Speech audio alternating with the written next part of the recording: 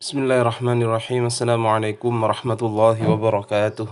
Bismillah walhamdulillah wassalatu wassalamu ala rasulillah wa ala alihi wa sahbihi wa man walah amma ba'du. Teman-teman yang saya hormati, pada kesempatan kali ini kita akan membahas mu'allafat fi naqdil matni, yaitu karangan-karangan pada bidang naqd matan atau kritik matan. Setelah saya lihat, materi ini sebenarnya hanya menjelaskan sejarah di awal adanya kritik matan ini, artinya tidak mencakup karangan-karangan para penulis kontemporer. Ini hanya menceritakan atau menjelaskan karangan-karangan yang dibuat oleh ulama pada awal mula timbulnya ilmu ini. Kita mulai dari penjelasan sejarah awal daripada ilmu ini. Jadi ilmu naqd matan ini penulisannya pada awalnya tidak ditulis dalam satu kitab tertentu, artinya tidak. Kemudian ada satu kitab atau ulama menulisnya dalam sebuah kitab tertentu yang diberi judul naqd matan, kemudian dia menjelaskan kaidah-kaidah untuk mengetahui cara naqd matan. Itu tidak seperti itu. Awal mulanya kritik matan ini tersebar di kitab-kitab yang lain. Kaidah-kaidahnya terdapat pada kitab-kitab yang lain. Misalkan dia terdapat pada kitab Al-Jarh wa Ta'dil, dalam buku-buku yang membahas tentang jarah dan ta'dil. Jarah itu komentar negatif atau mencacat seorang rawi, ta'dil itu komentar untuk positif ya. Juga terdapat dalam kutub-kutub yang kitab-kitab yang menjelaskan tentang masalah ilat hadis. Juga terdapat dalam kitab-kitab yang menjelaskan tentang gharib, hadis-hadis yang gharib, yang menyendiri, yang asing. Juga dalam kitab-kitab ad-du'afa, kitab-kitab para perawi yang dhaif, dan al-matrukin, para perawi yang tidak digunakan hadis-hadisnya. Juga terdapat dalam kitab mukhtalaf al-hadis, dan juga dalam kitab muskil hadis. Jadi hadis yang bertentangan antara satu dengan yang lainnya. Maka di buku-buku yang saya sebutkan tadi ini, pembahasan naqd matan atau kritik matan masih tersebar di buku-buku tadi, artinya tidak berada, tidak ditulis dalam satu kitab tertentu ya. Ini terjadi pada masa periwayatan hadis dan juga pada masa tadwin atau penulisan hadis. Seorang ulama berkomentar ya, yang bernama Al-Muallimi. Qala Al-Muallimi, lam yufarrid al-mutaqaddim al-mawdu'ati bit-ta'lif, walakin yakthuru bayanuhum laha fi kutubil ilali war rijali kat-tawarikhi wal kutubi fid du'afa. Ulama mutaqaddimin, ulama-ulama terdahulu, ulama-ulama mutaqaddimin tidak membuat buku yang menyendiri tentang al-mawdu'at, tentang hadis-hadis maudhu'.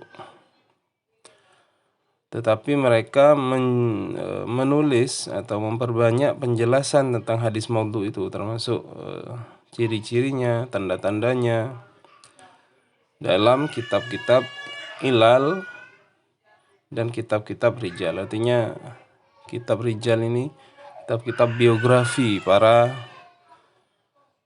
perawi hadis. Kat-tawarikh, seperti kitab tawarikh yang menjelaskan tentang sejarah para perawi, dan kitab-kitab yang menjelaskan tentang perawi-perawi yang dhaif. Ini komentar Muallimi. Memang di awal itu tidak ada yang menulis secara khusus.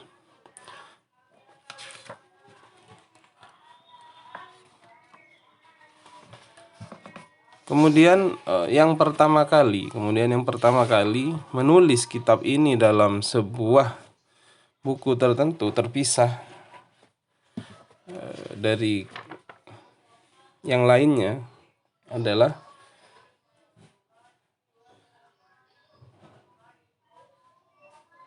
buku yang bernama At-Tamyiz. Ya, Tamyiz ini secara tekstual artinya yang membedakan.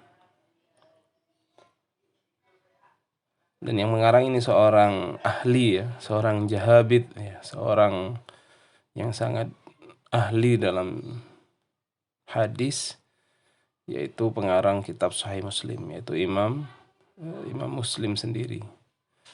Dan disebutkan bahwasanya buku ini tidak begitu tebal, tipis, tetapi disebutkan bahwasanya ini buku salah satu yang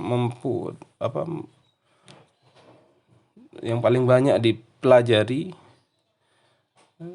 dalam hal melihat ilat pada matan hadis. Jadi At-Tamyiz ini walaupun kecil tetapi paling banyak dipelajari untuk melihat ilat-ilat yang ada pada matan. Setelah At-Tamyiz ini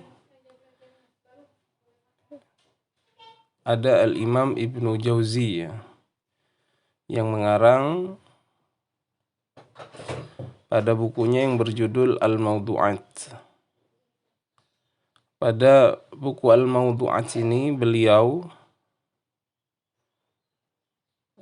menulis sebuah kaidah, sebuah neraca, sebuah batasan-batasan yang atau disebut dhabit atau dawabit ya, dalam setiap babnya itu yang menunjukkan kepada kita bahwasanya itu adalah hadis yang maudhu.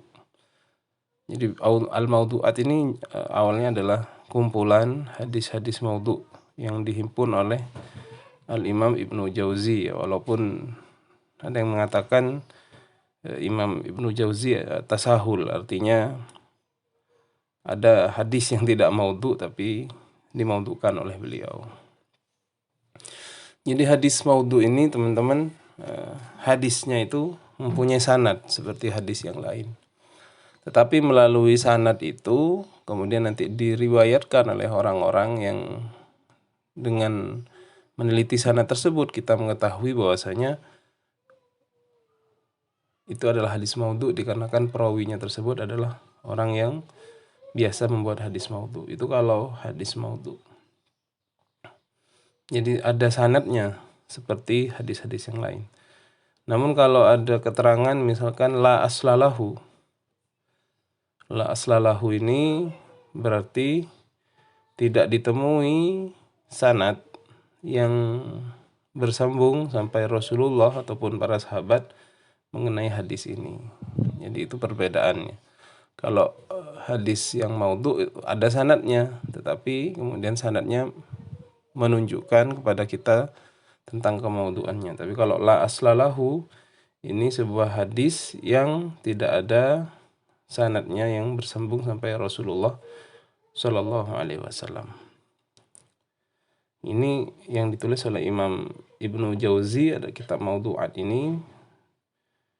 Walaupun dia kumpulan hadis-hadis maudhu, tapi beliau menyebutkan kaidah-kaidah, menyebutkan batasan-batasan, neraca dan tanda-tanda yang menunjukkan sebuah hadis itu maudhu. Jadi tidak hanya menyebutkan sisi kemaudhuannya, tidak hanya menyebutkan hadis maudhunya, tapi beliau dalam tiap babnya itu menjelaskan apa yang sudah saya sebut tadi. Jadi kaidah-kaidah umum untuk mengetahui sebuah hadis itu maudhu. Itu yang dilakukan oleh Imam Ibnu Jauzi dalam kitabnya Al-Mawdu'at. Kemudian setelah Imam Ibnu Jauzi, ini ada imam juga, sama-sama nama depannya Ibnu ya, tapi ini namanya Ibnul Qayyim. Ini tokoh lainnya.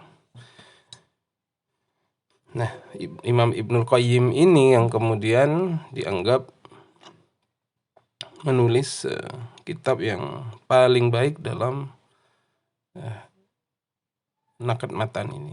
Nama kitabnya adalah Al-Manarul Munif fi Shahihi wad Dha'if. Dan ini juga kitab yang tidak begitu tebal, tetapi di sini disebutkan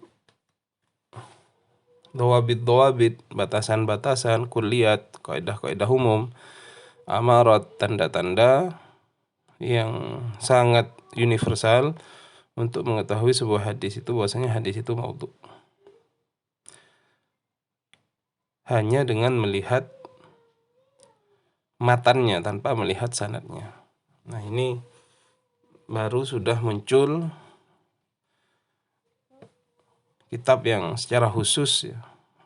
Dan ini yang dianggap terbaik pada bidang ini. Tentunya ini di sejarah awal ya, pada masa munculnya ilmu ini. Kalau sekarang seperti yang kita ketahui sudah banyak yang menulis tentang Naqd Matan. Ada kitab oleh seorang yang bernama Syekh Tahir Al-Jawabi itu ya. Dan juga kitab-kitab yang lain. Kemudian setelah Ibnul Qayyim,